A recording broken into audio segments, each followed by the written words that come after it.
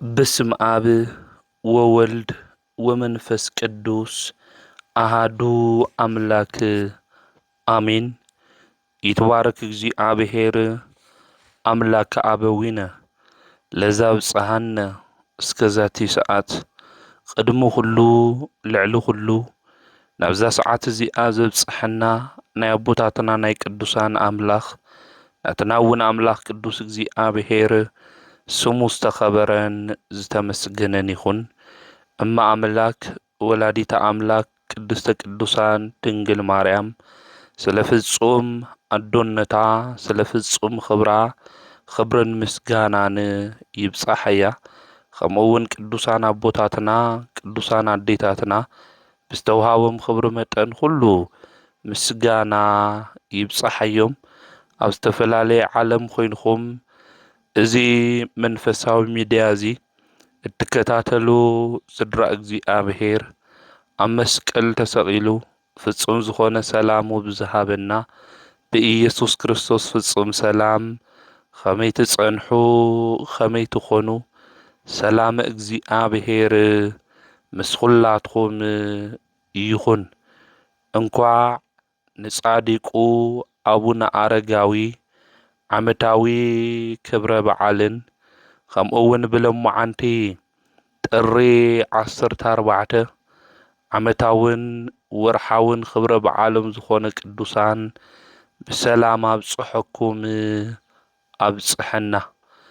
ጥሪ 14 ናይ ጻድቁ ንአቡነ አረጋዊ ዓመታዊ ክብረ በዓል እዩ። ንምንታይ ኢና ጥሪ 14 ጻድቁ አቡነ አረጋዊ አቦና ዓመታዊ ክብረ በዓል እናኽብር ካብ ጻድቁ አቡነ አረጋውስ እንመሃሮ እንታይ እዩ ዝብል ክንምልከት ኢና። አምላኽና ቅዱስ እግዚአብሔር ሚስጥሩን ጥበቡን ንክገልጸልና ናቱ ቅዱስ ፍቃድ ይኹነልና። ጥሪ 14 ጻድቁ አቡነ አረጋዊ ዝተወለድሉ ዓመታዊ ክብረ በዓል እዩ። እዞም ጻድቅ እዚኦም አቡነ አረጋዊ ካብ ነገስታት ወገን ተወሊዶም ናብ ምናኔ ሕይወት ዝኣተዉ ጻድቅ ምዃኖም ናይ ገድሊ መጽሓፎም ይነግረና የረድአና እዩ። ጻድቁ አቡነ አረጋዊ መን እዮም ዝብል ከዚ ብዝርዝር እግዚአብሔር አምላኽ ብዝገለጸልና ጥበብና ምስጢር ክንምልከት ኢና። አቦና ጻድቁ አቡነ አረጋዊ ካብቶም 9 ቅዱሳን አቦታትና ሓደ እዩ። ትውልዱ ካብ ሮማ ነገስታት ወገን ዝኾነ አቦኡ ይስሐቅ ናይ ሮማ ንጉስ እዩ። እንኡ ድማ ንግስቲ ዕድና ትበሃል። እዚኦም ክልቲኦም እግዚአብሔር ዝፈርሑ ንእግዚአብሔር ድማ ዘኽብሩ እዮም። እታ ናይ መጀመርያ ጥበብ ትበሃል እግዚአብሔር ምፍራሕ እዩ። ቀዳሚሃ ለጥበብ ፈሪሃ እግዚአብሔር። እታ ናይ መጀመርያ ጥበብ ዝኾነት እግዚአብሔር ምፍራሕ ኣብ ልቦኦም ዝቐመጡ ነገስታት እዮም። እግዚአብሔር አምላኽ ድማ ዝተባረኸ ህፃን ወዲ ድማ ሃቦም። ዘሚካኤል ኢሎም ድማ ጸውዕዎ። ብሕጊ እግዚአብሔር ቅዱሳት መጻሕፍቲ እናነበበ ዓበየ። መንፈስ ቅዱስ ድማ ብጸጋ ሞሊኡ ሓዲርዎ እናበርትዖ ክዓቢ ድማ ከኣለ። ጻድቁ አቦና አዲኡን አቦኡን ካብ ነገስታት ወገን ዝኾነት ሓንቲ ሰበይቲ ሓፀይሉ። ንሱ ግን እምቢ በለ። أنا كنبر زقبأني شمات شلمات نايز عالم زي خبري مدراوي حيزي خون مس كريستوس كنبر هيوتي ملو دما مسؤك حلف يدل يبلو صادق أبونا سلازي ولد دوم حسيتو كوات حسيلو نسجن أمبي بلا دحر بزوح زمانات دما ناي إلافات أبوتات أبو زخونه أب جريك دما زنبر أبا باقميس نابز مرحوو قدام داوناس دما خدو صادقو أبونا أرقاوي كاوزو مقا كبيت منجستو وسيقوم ناب قدام داوناس خدو أعوز نبرو عبي منيت دما أباب أجميس يوم أباب أجميس نمنتاي خمز مسؤو نصادقو أبونا أرقاو دما حاتتو صادقو أبونا أرقاوي نأباب أجميس مسيقو خمزي إلوم تناقرو من كوسناك قبلي دلئي إلم تناقرو أباب أجميس دما خمز بلو ودي نسغانا ينقوس ودي إخا سلازي منجستي وراسي إخا خميل خا كتمن كوس تخيل خميل خاس بمن كوسناك تنبر تخيل بلو قدوس أبونا جن أبوي زهبني ناي مدري منجستي حلافة طفايو نجرجن زي حلف زي طف زل عالماويت منجستي كورس يدل يبلو شمت شلمات نايروم نجوس خوين خامن بار سيو خوني زنافقني سيو خون خوي زدلي أنا زدلي زل عالماوي زي طف منجستي ناي كريستوس كورس زدلي إلوم صادق أبونا أرقاوي تناقرو وقناتي عوز عالم زي شود النازلو عوز عالم زي كاب هيوت من قدي كاب صدق من قدي كدوس زقبر النازلو ناي عالم خبر النازلنا دلينا ايو ناي عالم فتوت عوشتنا قنفلو سلازوت زلو ايو ناي صدق منقستي تقفئنا بحق انيا من قد مخادم بيلنا ملاخنا قدوس እግዚአብሔር ድማ ከይንረኽቦ بس ملاخنا زراخبنا ገመድና ዝተበጠሰ ካብ ዓለም ምፍታውና ዝተልዓለ እዩ ኣብ ቅዱስ መጽሓፍ ግን ዓለም ኣይትፍተውዋ ዓለሙኒ ሃላፊ ፍትወትኒ ሃላፊ እስመ ኩሉ ሃላፊ ውእቱ ኩሉ ሃላፊ እዩ ንብረት ሃላፊ እዩ ዓለም ሓላፊት እያ ኩሉ ድማ ከንቱ እዩ ወግናት ያውዝ ዓለም ዝክነብር እንተልና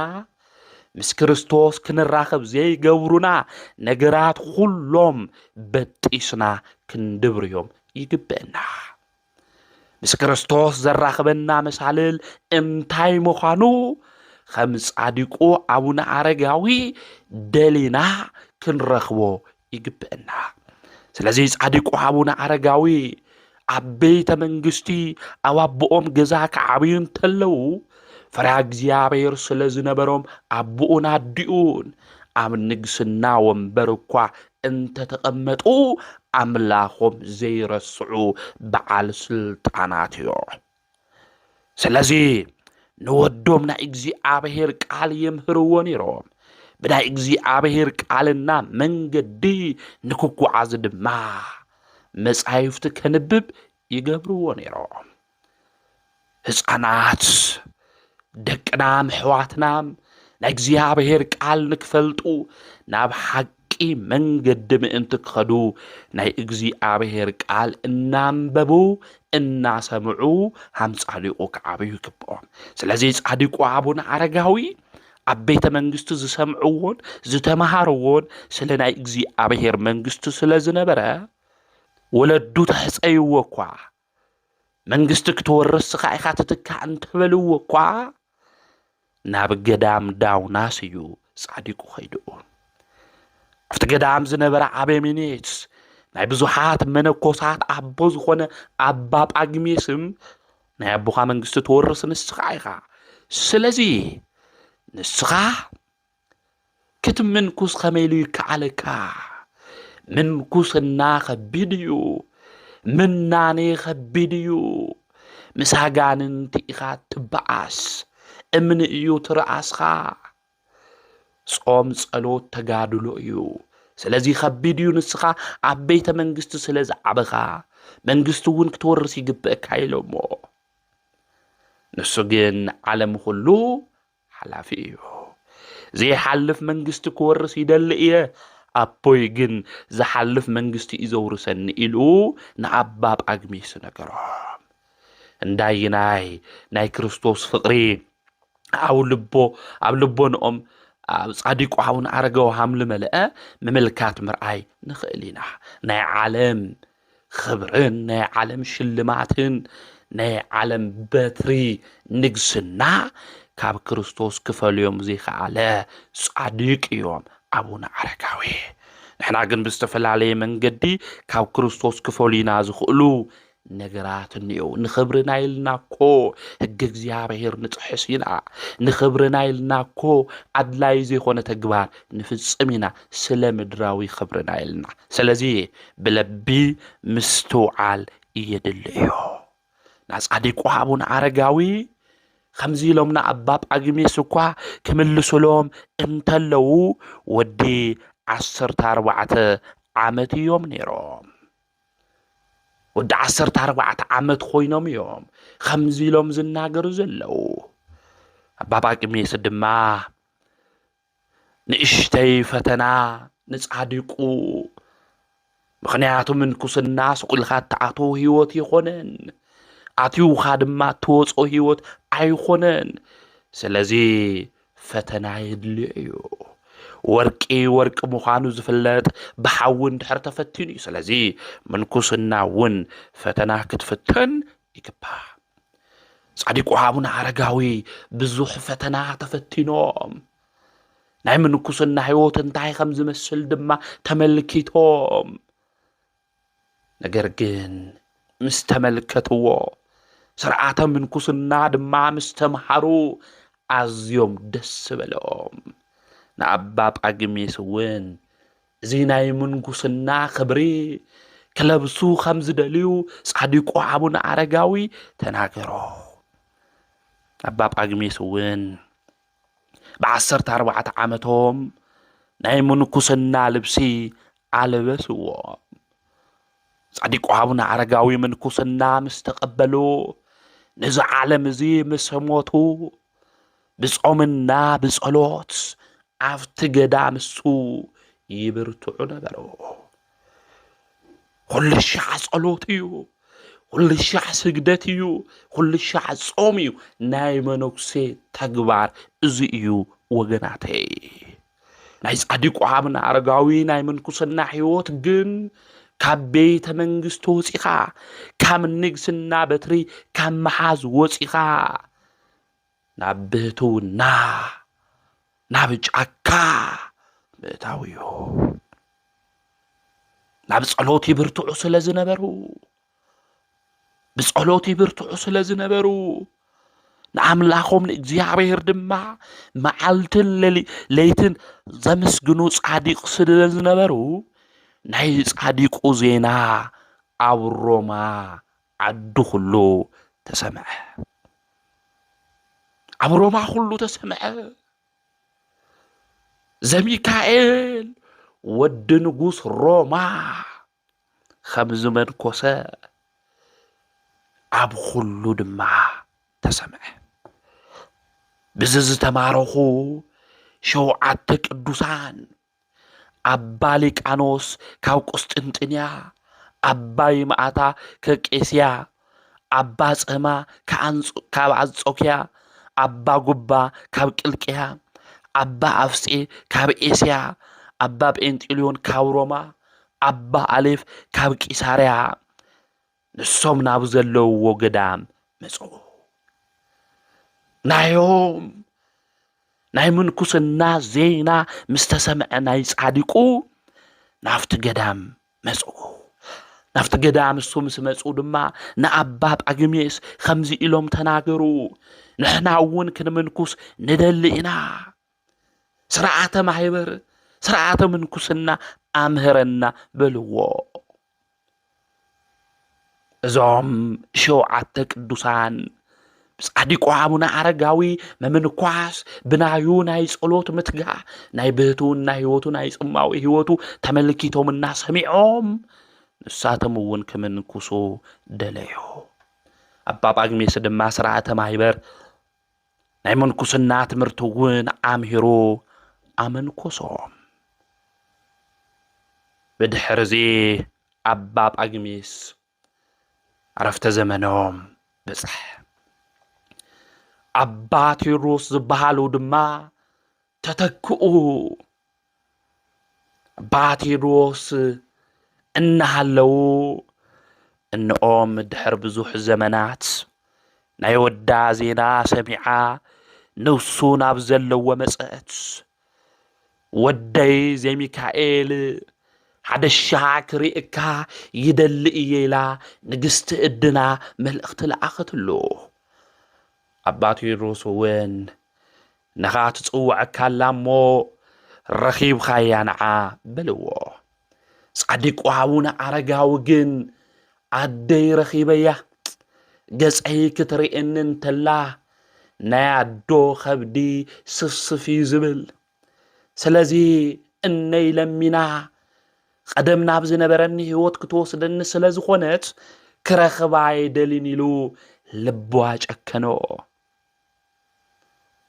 باتيروس وين بيزاخا خديلوم نايت قدام دحر أباب أقميس استشامو أبي منيت لمنو ويتاكو أدي خان حوات خان يدلو خالو كبهالن تلو أدين حواتين اتنايك زيابير قال سمعو بصوحان يوم أديس من يا حواتي من يو عيبلن ديلوم كونجي ماتيوس تقيسوم صادقو تناقرو دحار مبل خلعي ملأخت العخص تشعن تورحي بزيز أراخا ماي سني سلست ورحي بزتشكم كازباني بإذا خاز ودين أنا وين كمن كوسي دلئي لا ملأخت العختلو صديق وابونا عرقاوي تموس أزلو نايو زينا سميعهم بنايو هيوت دما تماريخهم ناب صدق من قد زمسو شوعتك الدوسانوون بيزا خاخد بلو صديق وابونا عرقاوي ناديو خيدو ننقست الدنا رخباح كتمن كوس خمت دلي السخاقوا بهز عن النت عدمخا نعيز عالم زي شمات شلمات خبريت ليد لخا منين خايخا نبرهان من قد دما مسي خايخا أنا وين كمن كوس يدلي بلتو نبدك أنستيو قدام دما أتيوا من كوسات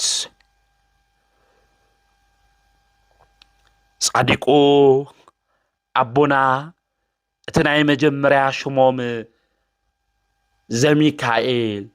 أبا زميكائيل تواهيلوم يوم زصوعو نيرو نجر جن دحره أبونا عرقاوي تواهيلوم تسوعهم يوم أبونا عرقاوي تواهيلوم زتسوعلو وانا مخنيات انتعيو كنبل انتلنا بأكال سقا هزعانكوا انتخونا نايمرو بسلتو رئيوم نهيوت من قد دما سلز مرحقنا أبونا عرقاوي مبهال يقبئك عيو بزدما عرقاوي أبونا عرقاوي تباهيلو تسويعيو بلوح فلات مالتيو عرقاوي زي شمكل زي التعرق مالتيو ጻድቁ አቡነ አረጋዊ ኣፍታ በገዳም ዝነበሩ ሰባት እኳ ከበኣሱን ተለው ዘተዓረቆም ንሱ እዩ ነይሩ ናብ ይቅርታ መንፈስ ናብ ፍቅሪ መንበር ዘምጽኦም ዝነበረ ጻድቁ አቡነ አረጋዊ እዩ በተለይ ኣብ ገድሎም ክናንብብ እንተለና ጻድቁ አቡነ አረጋዊ ወንጌል ንፍጥረት ሁሉ ከመሩ ክኸድን ተለው ኣብ መንገድ እኳ ከፍቲ ዝሕሉ ጓሶት ክበኣሱን ተለው ኣተዓሪቆሞም እዮም ዝሓልፉ ነይሮም ስለዚ አቡነ አረጋዊ ዝብል ሹም ዝተዋሃበዎም ብዚ ምኽንያት ዝምዃኑ ናይ ቤተ ክርስቲያን ድርሳናት ይነግሩና ይረድኡና እዮም ናጻድቁ አቡነ አረጋዊ ኣብ ዝነበረሉ ዘመን ናይ ካቶሊክ ሃይማኖት ንክቕበሉ ብዙሕ ተጽዕኖ ይግበረሎም ነይሩ እዩ ብዙሕ ተጽዕኖ ይግበረሎም ነይሩ እዩ ከቢድ ዘመን እዩ ነይሩ ኣብቲ ዘመን እሱ ንክርስቲያን ድማ ኣብ ኦርቶዶክስ ተዋህዶ እምነት ንዘለዉ ሰባት ብዙሕ መከራ እዩ ዝበጽሖም ነይሩ ኣብቲ ግዜ እሱ ጻድቁ አቡነ አረጋዊ ናይ እግዚአብሔር ሃገር ተባሂላ ትጽዋዕ ዓድና ታሪካ ይሰምዑ እዮም ነይሮም ስለዚ እቶም 7 ቅዱሳን ጻድቁ አቡነ አረጋዊ 7 ዓመት ኣብ ዳውናስ ገዳም ምስ ተቐመጡ ናብ ዓዶም ኸይዶም እዮም በኣባ ጳጉሜስ ግዜ ማለት እዩ ኣብቲ ገዳም ሰቂልካዮ ውፃይ ወገናተይ ሓደ መነኩሴ ኣብ ሓደ ገዳም እንድሕር ሃልዩ ኣይ ክኸድኒ ኢሉ ሰቂሉ ብፍቃዱ ይኸዲ ናይቲ ገዳም ናብ ባዕሉ ዝኾነ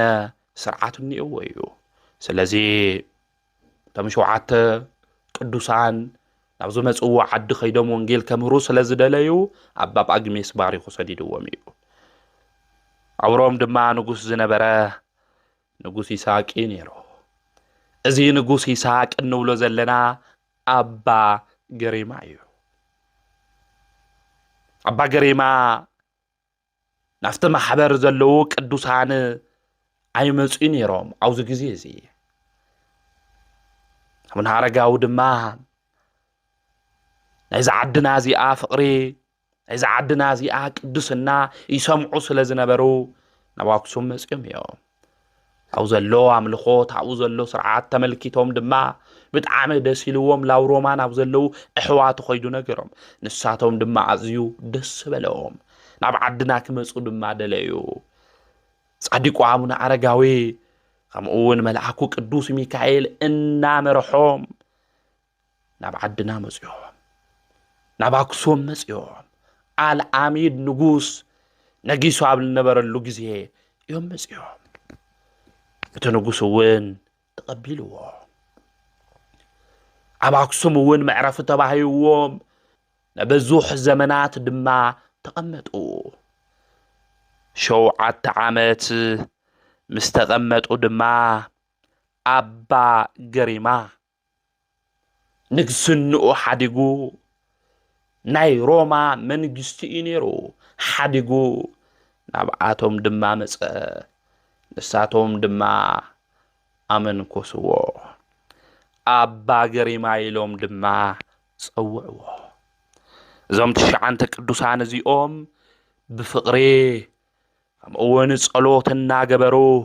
ብጸሎት እናበርትዑ እናጾሙ ኣብ ኣክሱም ብሓደ ምስ ተቐመጡ ብሓደ ድማ እናነበሩ እናሃለዉ መላእክቲ መጽኦም የጽናዕንዕዎም እግዚአብሔር ድማ ይግለጸሎም ከም ዝነበረ ቤተ ክርስቲያን ብስፍሓት ተምህረና ተነግረና እያ ስለዚ ንፈጣሪኦም ብጸሎት እናለመኑ ዓበይቲ ተኣምራት ድማ እናገበሩ ኣብኡ ተቐመጡ ለምጻም የንጽሁ ድውያን ይፍውሱ ሙታን ድማ የልዕሉ እዮም ነይሮም ሕድሕዶም ድማ ተኣምራት ይገብሩ እዮም ነይሮም ካብኣቶም ማእኸል ተራራ ዘፍለሱ እኒአው ባሕሪ ከፊሎም ብደረቕ መንገድ ዝተጓዓሱ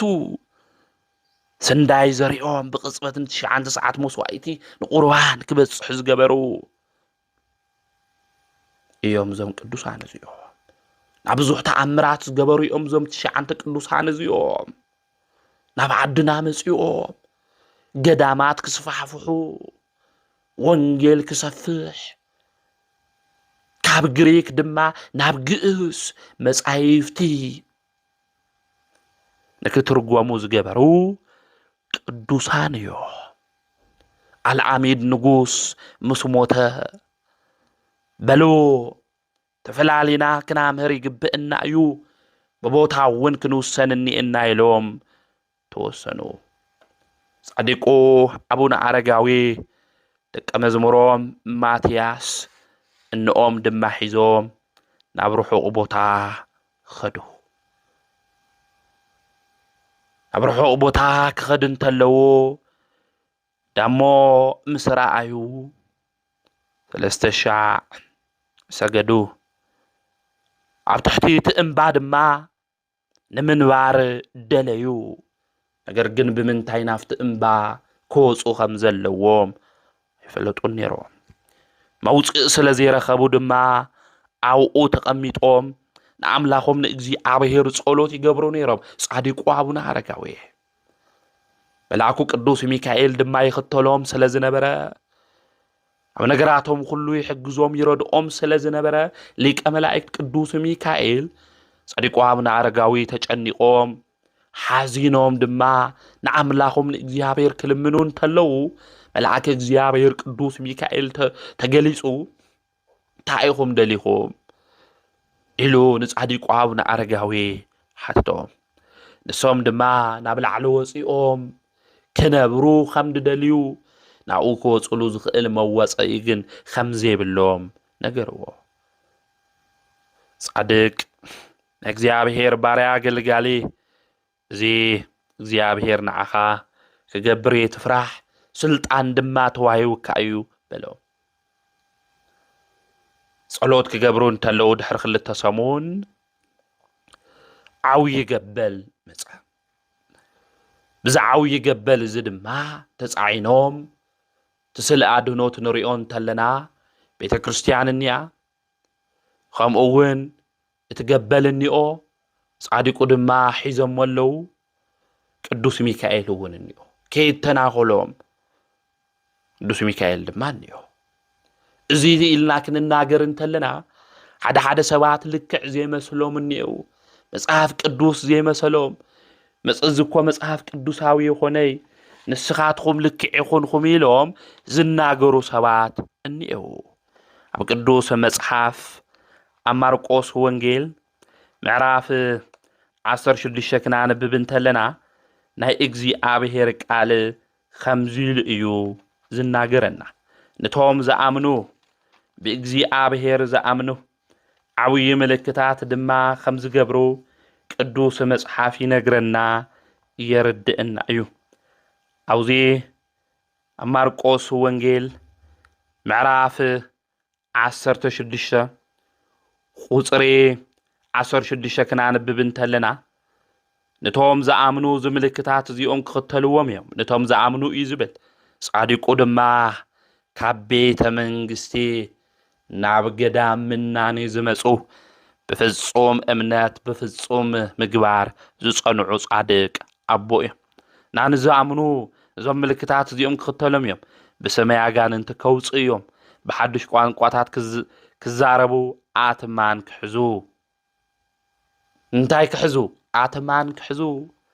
ناس صادقو ابونا عرقاوي بكريستوس زامنو بእግዚአብሔር زامنو صادق ባህታዊ መናን እዮም صادق አቡነ አረጋዊ ስለዚህ ገበል ሒዞም ናብ ደብረ ዳሞ ገዳም ክወፁ እንተለው ክገርመና ይብለ ንዝኣምኑ ሁሉ ይከኣል እዩ እቶም ዝኣምኑ ድማ ዝምልክት እዚ ክኽተሎም እዩ صادق አቡነ አረጋዊ ድማ ኣማን እዮም ንብዙሓት ናብ እምነት ክርስትናን ከመጹ ዘምህር እዮም ስለዚህ በሰማይ አጋንንቲ ከውጹ እዮም አትማን ድማ ክሕዙ እዮም ናጻዲቁ አቡነ አረጋዊ زنا وانجيل قال زي تغباراوي زغبرو صادق يوم نزيوم قدوسان هيوتهم زنبب مصحافيو نبلو وانجيل بهيوتهم زترغوم يوم قدوسان إلنا انناغرو وانا مخنيات إذ مخانو مفلات مردا عدلايو سلازي صادق ابونا عرغاوي سساكن دزخون قبل مسئو كاب እግዚአብሔር ተላይኹ ዝለኣኾ እግዚአብሔር እኮ እዩ ሁሉ ነገር እኮ እግዚአብሔር ይካሎ እዩ ስለዚህ ጻድቁ አቡነ አረጋዊ በክርስቶስ ዘአመኑ ጻድቅ አቦ ስለ ናይ ክርስቶስ መንግስቲ ስለ ወንጌል ድማ ዘምህሩ ዝነበሩ ጻድቅ እዩ ስለዚህ ጻድቁ አቡነ አረጋዊ ናብ ደብረ ዳሞ ገዳም ሲወጹ ሃሌሉያ ለአብ ሃሌሉያ ለወልድ ሃሌሉያ ለመንፈስ ቅዱስ ኢሎም አመስገኑ ደብረ ሃሌሉያ ተባሂሉ ድማ ተጸውዐ ደብረ ሃሌሉያ ተባሂሉ ተጸውዑ ጻድቁ አቡነ አረጋዊ ድማ ብጾምን ብጸሎትን አበርቲኦም አማዓልቴ ንእሽተይ ዳቦና በልዑ بصومن بصلوتن تجيهم نعملهم نእግዚአብሔር بمنانه زمسغونو زنبرو አቦዮም አዲኦም ድማ ኣብ ታሕቲ ነራ معرفي ቦታ ተገይረላ ናያን እስቲ መነኮሳት ድማ ክታም ሓዳድር ቅድስት እድና ኣብ ታሕቲ ኣቐመጣ ንሱ ናብ ላዕሊ ወፂኡ ድማ ብዙሕ ተኣምራት ብዙሕ ተጋድሎ ድማ ጻድቁ አቡነ አረጋዊ ፈጸሙ ጻድቁ አቡነ አረጋዊ ዝምናኔ እዚ ተጋድሎ እዚ ክገብሩን ተለው ብዙሕ ፈተና እዩ ዘጋጥሞም ነይሩ ነገር ግን እዚ ፈተና ሁሉ ተዓጊሶም ናይ ጽድቅ ስርሖም እዮም ዝሰርሑ ነይሮም አቡነ አረጋዊ ናጻድቁ አቡነ አረጋዊ ህይወቶም ክንምልከቶን ተለና ብጾም ብጸሎት ብምናኔ ዝበርትዑ አቦዮም ተለይ ጻድቁ አቡነ አረጋዊ አፄ ካሌብ ጸሎት ንክጽልይሉ መልእኽቲ ልኢኹ ነይሩ እዩ አቦይ ብጸሎት ሕሰቡኒ ናይ ጻድቅ ሰብ ጸሎት ግዳጃት ፍጽም ኃይል ትህብያሞ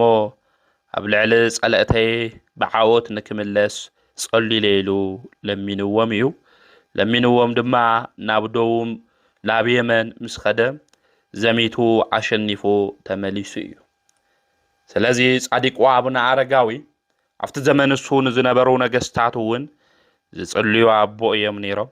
ናሃፄ ካሌብ ወዶም ዝኾነ ድማ ሃፄ ገብረ መስቀል እቲ ኸዚ ቤተ ክርስቲያን ለሎ ለስሩሕዎ ንሶም እዮም እቲ ቤተ ክርስቲያን እሱ ክስራሕ ተሎ ድማ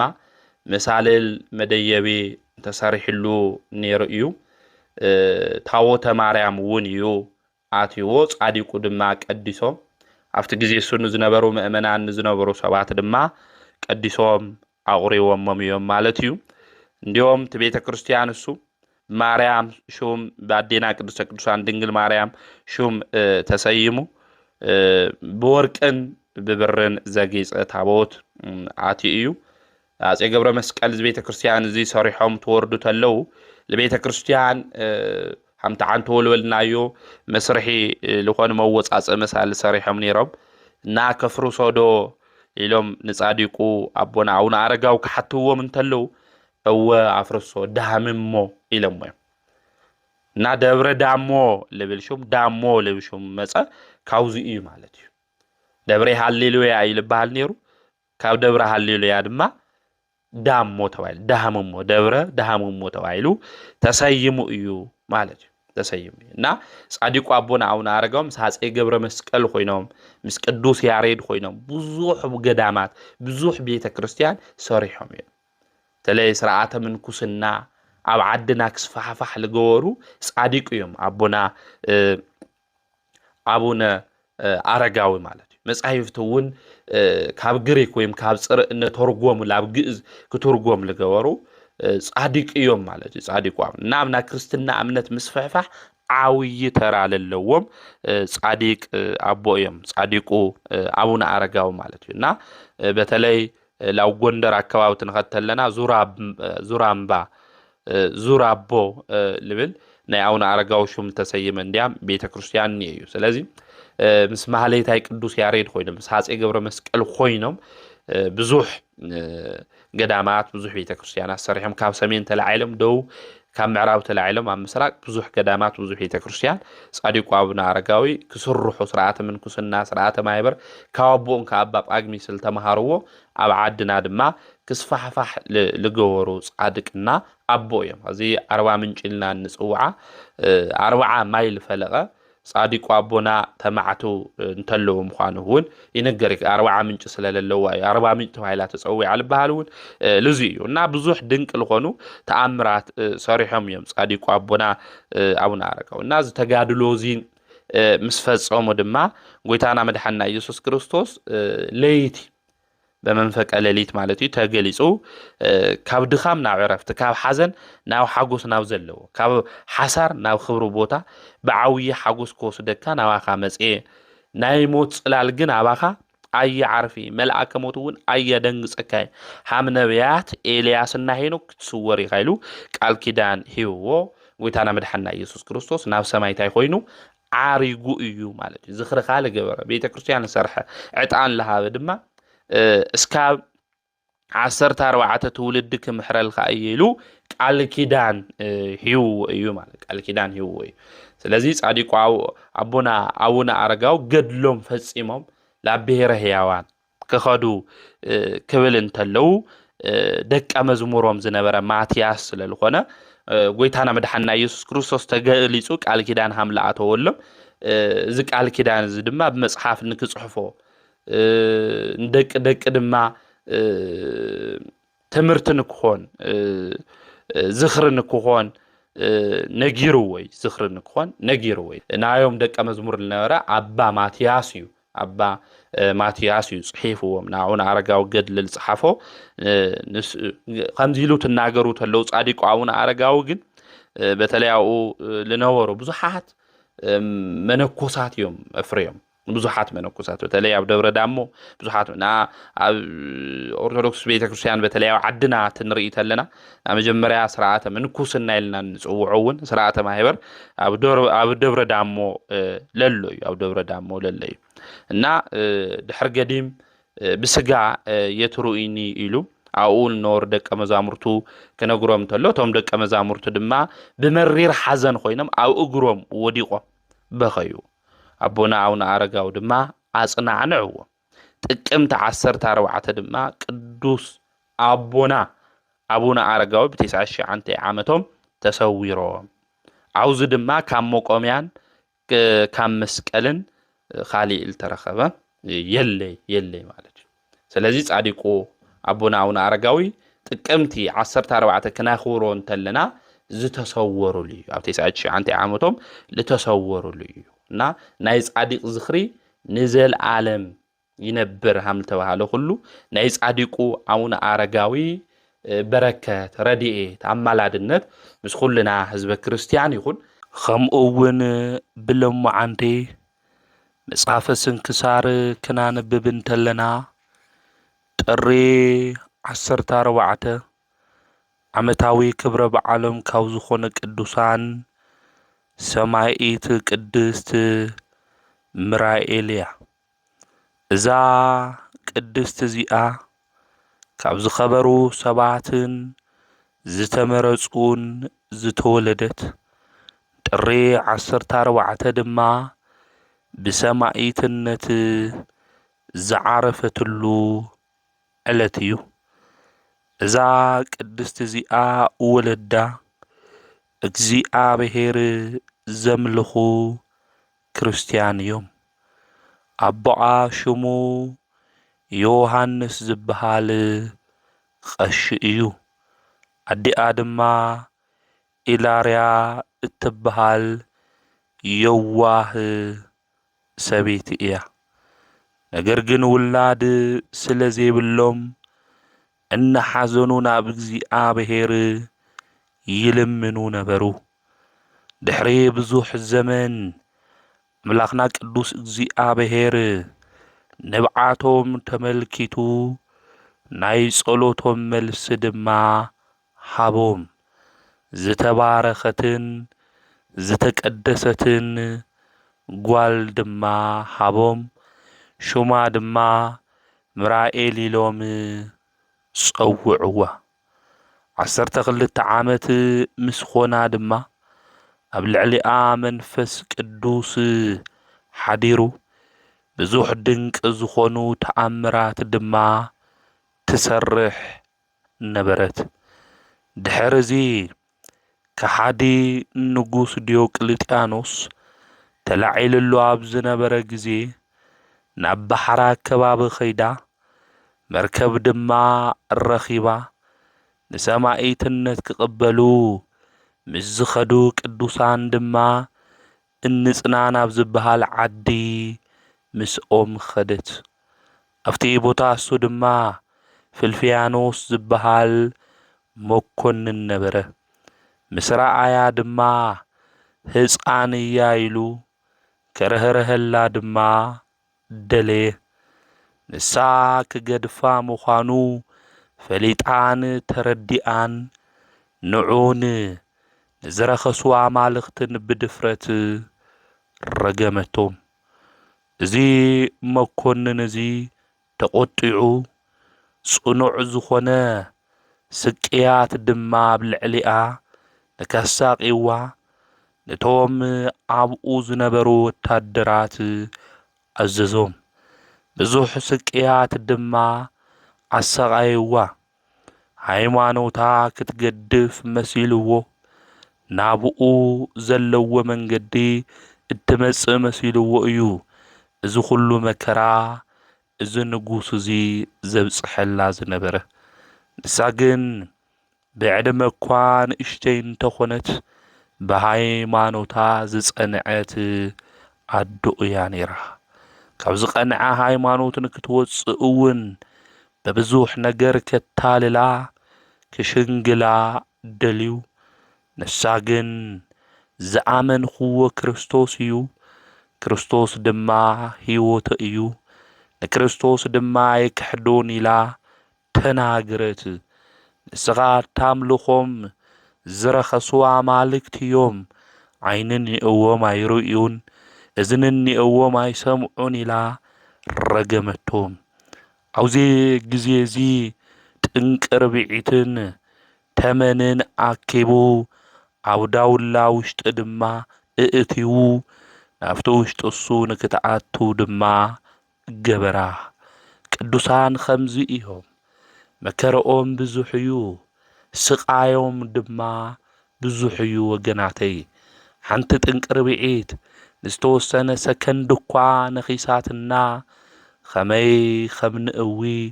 ኸመይ ስቃይና ከም ዝበዝሕ ኹልና ንፈልጦ ኢና። ተመን ነኺስናማ ናብ ሞት ኢና ንኸድ። ናተመናት ኣኪቡ ከምኡውን ጥንቅር ብዒት ኣኪቡ ኣብ ካሻ ኣብ ዳውላ ውሽጢ ገይሩ ናብኡ ድማ ንክትኣቱ እዩ ነዛ ኣዶ እዚኣ ገይርዋ። ኣብዚ ግዜ እዚ ናብቲ ውሽጢ እሱ ኣትዋ እናሃለየት ንእግዚኣብሔር መልኣክ ተገለጸላ። ካብ ጐይታ ዝተውሃባ ቃል ኪዳን ድማ ሃባ። ድሕሪዚ ነብሳ ዓረፈት። ናይ ምስክርነት ኣክሊል ድማ ተቐበለት። ካብቲ ዳውላ ውሽጢ ኣውፂኦም ድማ ኣብ ካሊእ ቦታ ቀበርዋ። ድሕሪዚ ኣቦኣን ኣዲኣን ምስ ሰምዑ ስግኣ ናብ ዘለዎ ቦታ ምስ ብዙሕ ምእመናን ድማ መጽኡ። ድሕሪዚ ስግኣ ኣፍሊሶም ወሰድዎ። ብዓብዪ ክብሪ ገኒዞም ብጽቡቕ ሳጡን ውሽጢ ኣንበርዋ። ብስውር ቦታ ኣብ ቤተ ክርስቲያን ውሽጢ ድማ ቀበርዋ ቤተ ክርስቲያን እውን ሰርሑላ ካብ ስግኣ ድማ ድንቂ ተኣምራት ይግለጹ ነበሩ። እግዚአብሔር ምስጋና ይብጽሐዮ ንዓና ብጸሎታ ይምሓረና በረከታ ናይዛ ኣዶ እዚኣ ምሳና ንዘለዓለም ይንበር። ከምኡውን ጥሪ 14 መጽሓፈ ስንክሳር ክናንብብ እንተለና ብዚ ዕለት እዚ ዝኸበረ ናይ ህፃን ቂርቆስ ማሕበር ዝኾኑ 434 ዝኾኑ ቅዱሳን ብሰማዕትነት ዝሞቱሉ ዕለት እዩ። በረከቶም ምሳና ንዘለዓለም ይንበር። ከምኡውን መጽሓፈ ስንክሳር ክናንብብ እንተለና ብለማዓንቲ ጥሪ 14 ብተጋድሎ ዝተጸመደ ዝኸበረ ኣቦ ኣርክሌድስ ዓሪፉ እዩ። እዚ ቅዱስ እዚ ወለዱ ናይ ሮማ ነገስታት ዝነበሩ እዮም። ናይ ኣቦኡ ሹም ዮሃንስ ናይ ኣዲኡ ስም ድማ ሰንደሊቃ ይበሃሉ። ክልቲኦም ሓቀኛታት ዝኾኑ ብእግዚአብሔር ሕጊ ብዘይነቐፋ ዝጸንዑ እዮም። ቅዱስ ኣርኬሌድስ ዕድምኡ 12 ዓመት ምስ ኾኖ ኣቦኡ ዓረፈ። ኣዲኡ ሰበይቲ ክታምርዖ ሓሰበት። ንሱ ግን እዚ ነገር እዚ ኣይደለየ። ድሕሪዚ ናብ ንጉስ ኸይዱ ናይ ኣቦኡ ሹመት ንክቕበል መኸረቶ። ምስ ክልተ ኣገልገልቲ ጌራ ድማ ለኣኸቶ። ነቲ ንጉስ ኣመሃ ዝኸውን ብዙሕ ገንዘብ ድማ ካብ ኣዲኡ ተቐቢሉ ብመርከብ ተጻዒኑ ኸደ። ብመርከብ ተጻዒኑ ክኸድ እንተሎ ኣብ ባሕሪ ማእኸል ድማ ዓብዪ ንፋስ ተላዒሉ ማዕበል ድማ ነታ መርከብ ሰበራ። ንሱ ብሓንቲ ናይ መርከብ ስባር ሓፂን ተንጠልጢሉ ናብ ደረቕ ቦታ ድማ በጽሐ። ካብቲ ባሕሪ ክወፅእ እንተሎ ድማ ማዕበል ከም ዝተፍኦ ተመልኪቱ ካብዚ ነገር እዚ ዘውፅኦ ኣምላኹ ቅዱስ እግዚአብሔር ድማ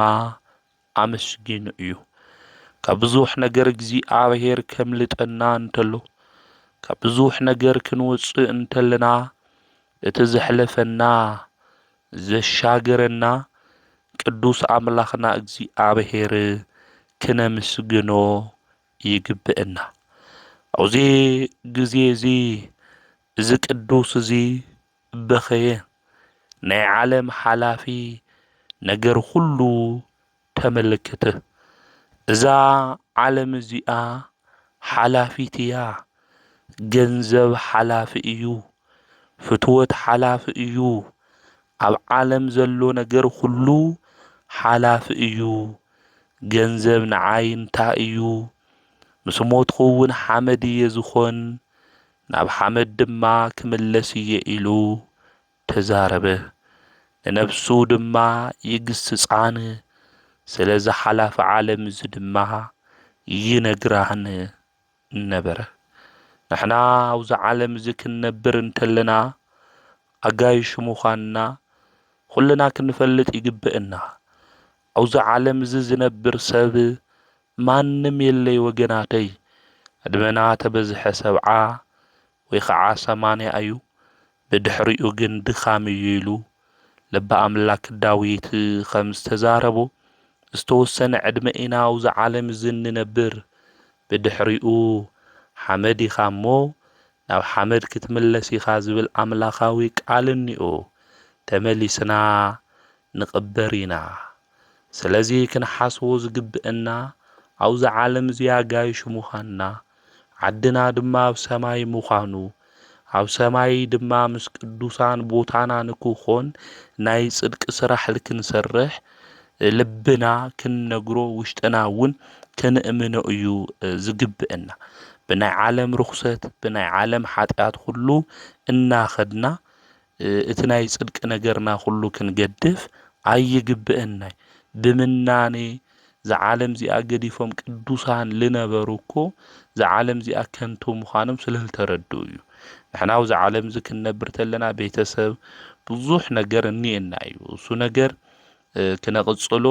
ነገር ግን ብዛ ዓለም እዚ ሓሳብ ድሌት ሁሉ ተሳሒብና ናይ ስጋ ትምኒት ጥራሕ እናፈጸምና መንፈሳዊ ነገር ናይ ነፍስና ጉዳይ ግን ክንርስዕ ሓምለ ይብልና ልቢ ክንብል እዩ ዝግብአና እዚ ቅዱስ እዚ ግን ንነብሱ ገሰጻ እዚ ዓለም እዚኣ ገንዘባ ሁሉ ነገር ሓላፊ ምዃኑ ተረድአ ቅዱስ ወንጌል እውን ክናንብብ እንተለና ዓለም ሁሉ ኣትሪፍና ነብስና ግን ንጎድእ እንድሕር ኮይንና ምንም ሓምለ ይረብሐና ምንም ሓምለ ይጠቕመና ቅዱስ መጽሓፍ እውን ኣብ ወንጌሉ ይነግረና ይርድእና እዩ ማለት ስለዚ ኣብዚ ዓለም እዚ ክንነብር እንተለና ስለ ስጋና ጥራሕ ለይኾነ ስለ ቁሳዊ ነገር ጥራሕ ለይኾነስ ስለ መንፈሳዊ ነገር እውን ክንሓስብ ይግብአና ኣቐዲምኩም ጽድቁና መንግስቱ ድለዩ ተባሂልና ንሕና ኣቐዲምና ስጋዊ ድልየት ኢና እንደሊ ድሓሪና መንፈሳዊ ነገር ላምድ ላይ ንኽድ ኣቐዲምና ግን ጽድቁና መንግስቱ እንድሕር ደሊና ተኻሊእ ነገር ሁሉ ሓምሉ ውሰኸና ኣብ ቅዱስ ወንጌሉ ኣምላኽና ቅዱስ እግዚአብሔር ነጊርና እዩ ኣረዲእና ስለዚ ዘለዓለማዊ መንግስትና ስፍራና ዝኾን ስንቅና ክነዳሉ ይግብአና ቅድሙ ስንቅኩም ኢሎም ሊቃውንተ ቤተ ክርስቲያን እውን ከም ዝነግሩና ስለዚ ኣነ ከሞት እየ ናብ ሓመድ እውን ክቕየር እየ ኢሉ እዚ ኣቦዚ ካብዚ ፈተና እዚ ካፍቲ መርከብ ተሰይራ እግዚአብሔር አምላክ ብተዓምር ምሰድሐኖ ንነብሱ ናዛ ዓለም እዚ ሓላፍነት ተናገራ ያዲኡ ግን ዝለኣኸቶ ሹመት ናይ አቡኡ ንክቕበል ናፍቲ ንጉስ እሱ ኣመሃ ኣትሒዛ እያለ ኢኻቶ ነራውህቶ ማለት አውዚ ጊዜ እዚ እዚ ቅዱስ አቦዚ ናብ አምላክ ናብ ቅዱስ እግዚአብሔር ጸለየ ማለት እዩ አውዚ ጊዜ እዚ ሓቂ ዝኾነ መንገዲ ምርሐኒ ኢሉ ናብ አምላኹ ናብ እግዚአብሔር ለመን ንሕና እውን ነገራት ሁሉ ዝብርቕርቕ ክብሉና እንተሎ መንገዲ ክጠፍአና እንተሎ አውዚ ይኾን ናይ ኃጢአት ቦታ ጠጠው ክንብል እንተለና ኦ ጎይታ አምላኽ ኢየሱስ ክርስቶስ ሐቀኛ መንገዲ ምርሐኒ ኢልና ክንጽልይ ይግበና ካብ ልብና ኮይና ክንጽልይ እንተለና እቲ ሐቀኛ መንገዲ ዝምርሐና ዝተኣመነ ቅዱስ አምላኽ ምዃኑ እግዚአብሔር ምፍላጥ ምርዳእ የድሊ ኢዛ አቦዚ ጸለየ ናብ ዝቐንዐ መንገዲ ምርሐኒ ኢሉ ተናገረ አምላኽና ቅዱስ እግዚአብሔር ድማ ብቅዱስ ሮማኖስ ሹም ናብ ዝተሰርሐት ገዳም ማለት እዩ ኣብ ሶርያ ዓዲ ናብ ዘላ ናብኡ ንክኸድ ናብኡ ድማ እግዚአብሔር ኣውጽሖ ማለት እዩ ገንዘቡ ምስኡ ዝነበሮ 200 ናይ ወርቂ ዲናር እውን ነቲ ኣበሚኔት ድማ ሃቦ ናይ ምንኩስና ክዳን ድማ ክኽደን ይደሊ እየ ከምንኩስ ይደሊ እየሉ እዚ ቅዱስ አቦዚ ተናገረ ዝኸበረ አርኬሌድስ ቅድሚ መምጽኡ ነቲ ኣበሚኔት መንፈስ ቅዱስ አረዲእዎ ነይሩ እዩ አውዚ ጊዜ እዚ ኣበሚኔት ናቲ ገዳም አቦ ማለት እዩ ዝኸበሩ መነኮሳት ሁሎም ኣከዎም ብቅዱስ አርኬሌድስ ኣብ ልዕሊኡ ድማ ጸለዩ እቲ ኣበሚኔት ድማ ናይ ምንኩስና ክዳን አስኬማ ድማ አልበሶ መነኮሳት ሁሎም ድማ ብኡ ብጣዕሚ ደስ በሎም ናይ እግዚአብሔር ጸጋ ድማ ኣብ ልዕሊኡ ተገለጸት ድሕሪ እዚ ዝኸበረ አርኬሌድስ ብጸባብ መንገዲ ተጸመደ ቅዱስ ወንጌል እውን ብታ ጸባብ መንገዲ ክንመላለስ ሓምሊ ግብእና እታ ጸባብ መንገዲ ዝተባሃለት ሕገ እግዚአብሔር ያ ወንጌል እያ ማለት ስለዚህ ብጽድቅ መንገዲ እዛ አቦዚ ይጓዓዝ ድማ ነበረ ጽኑዕ ዝኾነ ተጋድሎ ድማ ይጋደል ነበረ ኩሉ ሻዕ ብሸውዓተ መዓልቲ ሓደ ሻዕ ዝበልዕ ኾነ ብመዓልቲ ብለይቲ ድማ ይጽልይ ነበረ እግዚአብሔር ድማ ሃፍተ ፈውሲ ሂብዎ ነይሩ ብእምነት ናብኡ ናፍቲ ገዳም እሱ ንዝመጹ ሕሙማን ሁሉ ድማ ይፈውሶምን የድሕኖምን ነይሩ እግዚአብሔር ብዝሃቦ ጸጋ ናይ ሰበይቲ ገጽ ንከይርኢ ግን ምስ ኣምላኹ ምስ ኢየሱስ ክርስቶስ ቃል ኪዳን ኣትዩ ነይሩ ዋላ ንኡ እንተኾነት ናይ ሰበይቲ ገጽ ንከይርኢ ማለት እዩ ኣዲኡ ግን እዚ ኣቦዚ ልኢኻቶ ብመርከብ ትኸድ እንተሎ ሰጢሙ ሞይቱ እዩ ኢላ እያ ሓሲባ ምኽንያቱ 12 ዓመት ገይሩ እዩ ማለት እዩ ድሕሪ 12 ዓመት ግን ወሩኡ ትሰምዕ ማለት እዩ ኣብዚ ግዜ እዚ እዛ ኣዶ እዚኣ ተወርሃመ እያ ሰሚዓቶ እንድሕር ኢልና ወደይ ሞይቱ እዩ ኢላ እያ ንሓዘነት ትነብር ነይራ ኣጋይሽ ትቕበል ዝመፁ ዝነበሩ ሰባት ብምቕባል ገዝኣ ናይ ኣጋይሽ መዕረፍ ጌራቶ ነይራ እዛ ኣዶ እዚኣ ኣቐዲማ እውን ብጽድቂ መንገዲ ብዝቐንዐ እግዚአብሔር ብምፍራሕ ትጓዓዝ ዝነበረት እያ ሰብኣያ እውን ዓሪፉ ወዳ እውን ሹመት ክቕበል ኢላ ልኢኻቶ ስለለይተመለሰ እዛ ኣዶ እዚኣ ኣጋይሽ እያ ትቕበል ነይራ ልክዕ ከም ኣብርሃም ማለት እዩ ኣብዚ ግዜ እዚ ብመንገዲ ዝሓልፉ ሰባት ኣብኡ ዝዓረፉ ናይ ብፁዕ ኣርኪሌድስ ዜና ክናገሩ እንተለዉ ሰምዐት ኣብዚ ግዜ እዚ ቅዱስ እንትኡ ተጋድልኡ ምልክቱ ናይ መልክዑ ነገር ሁሉ ሰሚዓ ወዳ ምዃኑ ፈለጠት ድሕሪ እዚ ነዞም መንገደኛታት ሓተተቶም ስርሑ ሁሉ ድማ ነገርዋ ሕያው ምዃኑ ከም ዘይሞተ ወዳ ድማ ተረድአት ኣብዚ ግዜ እዚ ተላዒላ ናብ ክቡር ሮማኖስ ገዳም ድማ ኸደት ማለት እዩ ናብ ወዳ ኣርኪሌድስ ድማ መልእኽቲ ለኣኸት ገጽካ ክርኢ ይደሊ እየ ኦ ፍትወይ ወደይ ኣነ ኣዴኻ መጽእኒ ኢኹ ኢላ መልእኽቲ ትልእኸሉ ንሱ ድማ ምስ እግዚአብሔር ቃል ኪዳን ኣትዩ ኢና ሰበይቲ ገጽ ክርኢ ኣይኽእሊ ኢሉ ቃል ኣትዩ እዩ ማለት እዩ ክርኢ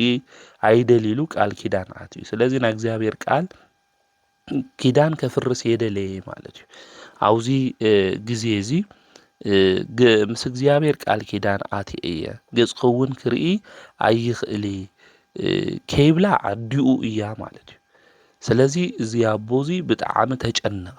ነገር ግን ግዴታ ስለዝኾነ ገጸይ ከርኢ ኣይኽእሊ ጓል ኣንስተይቲ ኢሉ ክናገር እንተሎ ገጽካ እንድሕር ለይርእካ ናባይ እንድሕር ለይትመጽእ ኮይንካ ናብ ጫካ ኸይደ ኣራዊት ስጋይ ክበልዑን እዮም ኢላ መልእኽቲ ለኣኸትሉ ዝኸበረ ኣርኪሌድስ ድማ ከምዚ ኢሉ ተናገረ ናብ እግዚአብሔር ጸለየ ምሳኻ ቃል ኪዳን ኣትዩ ቃል ኪዳነይ ካብዛ ፍርስ ነብሰይ ውሰዳ ኢሉ ናብ እግዚአብሔር ጸለየ ማለት እዩ ድሕሪ እዚ ናቲ በሪ ሓላዊ ንክትኣቱ ፈቐደላ እንኡ ምስ መጽአት ግን ወዳ ብሂወት የረኸበቶ ማለት እዩ ኣብዚ ግዜ እዚ ብጣዕሚ በኸየት ናብ እግዚአብሔር እውን ጸለየት ነብሰይ ውሰዳ ኢላ ጸለየት ለመናኣ ድማ እግዚአብሔር ተቐቢሉ ነብሳ ድማ ወሰደ ማለት እዩ ድሕሪ እዚ ስጋኣ ምስ ናይ ወዳ ስጋ ብሓደ ገይሮም ድማ ክቐብሩ ናይቶም ገዳም ኣቦታት የደለዩ ማለት እዩ ንእግዚአብሔር ፍቃድ ምዃኑ ካብቲ ዝኸበረ ኣርኪሌድስ ስጋ ድማ ናነይ ስጋ ካባይ ትፍለዩ ብሂወት እናሃለየት የረኣየትኒ ልባውን ደስ የበላይ ዝብል ቃል ወፂኡ ማለት እዩ ኣብዚ ግዜ እዚ ናይ እግዚአብሔር ስራሕ ኣድኒቆም ንእግዚአብሔር እውን ኣመስጊኖም ክልቲኦም ብሓደ መቃብር ውሽጢ ቀቢሮሞም እዮም ማለት እዩ ጎይታና እውን ንሕሙማት ዓብይ ፈውሲ ካብ ስግኡ ገለጸ ማለት እዩ ንእግዚአብሔር ምስጋና ይኹኖ ንዓና እውን ብዚ ኣቦ ጸሎት ይምሓረና በረከቱ ምስ ኩልና ንዘለዓለም ይኹን ከምኡ እውን ጥሪ 14 መጽሓፈ ስንክሳር ክናንብብ እንተለና ቅድስ እምራይስ ብሰማዕትነት ከም ዝዓረፈት መጽሓፈ ስንክሳር ይነግረና እዛ ብጽኢት ብክርስቶስ ሃይማኖት ዝጸንዑ ዝኸበሩ ወለዲ እዮም ዕብዮማ ፈሪያ እግዚአብሔር እናተምሃረቱ እውን እያ ዓብያ ሓደ እዋን ማይ ክትቀድሕ ናብ ገረብ ክትወርድ እንተላ ስለ ክርስቶስ ተኣሰሩ እስረኛታት ትርኢ እሞ እዚኦም ጳጳሳት ቀሳውስት ዲያቆናት እዮም ነይሮም እና ንሳ እውን ብክርስቶስ ኣሚና ስለዝኾነት ስለ ክርስቶስ መከራ ክትቀበሉውን ደልያ ማለት ኣብቲ ግዜ እሱ ከሃዲ መኮንን ነይሩ እዩ ቅርቁልያኖስ ልበሃል ማለት እዩ ኣብዚ ግዜ እዚ ኣነ እውን ስለ ክርስቶስ መከራ ክቅበለን ኒእኒላ ናብቲ መኮንን ወሲዶማ ንጣዖት ስገዲ ኢሎማ በብዙሕ ነገር ክሽንግልዋ ደልዮም እሳ እውን እምቢ ኢላ ኣብዚ ግዜ እዚ ምስክርነታ ፈጺማ ብሰማዒትነት ድማ ዓሪፋ እያ ንእግዚአብሔር ምስጋና ይኹኖ ናቶም ሰማዒታት በረከት ድማ ምስ ኩልና ህዝበ ክርስቲያን ይኹን ናጥሪ 14 ክናንብብ እንተለና እዞም ቅዱሳን እዚኦም ኣቦታትና ኣዴታትና ስለ ክርስቶስ መስኪሮም ሰማዒትነት ዝተቀበሉሉ ጽኑዕ ተጋድሎ ተጋዲሎም እውን ንኣምላኾም ቅዱስ እግዚአብሔር ቅዱስ መስዋዕቲ ሰውነቶም ገይሮም ብሰላም ዝዓረፉ እዮም እዞም ቅዱሳን ኣቦታትና ኣዴታትና ጥሪ 14 መጽሓፈ ስንክሳር ክናንብብ እንተለና ከምኡ እውን ናይ ጻዲቁ ኣቡነ አረጋዊ ዓመታዊ ክብረ በዓል እዩ እዞም ቅዱስ እዚኦም ጻዲቁ ኣቡነ አረጋዊ ጥሪ 14 ለተወለዱሉ ዕለት ምዃኑ መጽሐፈ ስንክሳር ይነግረና እዩ ገድሎም እውን ክናንብብ ተለና ዝነግረና እዩ ናዞም ቅዱሳን ኣቦታትና ኣዴታትና በረከቶም ረድኤቶም ኣማላድነቶም ምስ ኩልና ህዝበ ክርስቲያን ይኹን ዘምህረና ዝገሰጸና ናይ ኣቦታትና ኣምላክ ቅዱስ እግዚአብሔር ስሙ ዝተኸበረን ዝተመስገነን ይኹን ወስብሐት ለእግዚአብሔር ወወላዲቱ ድንግል ወለመስቀሉ ክቡር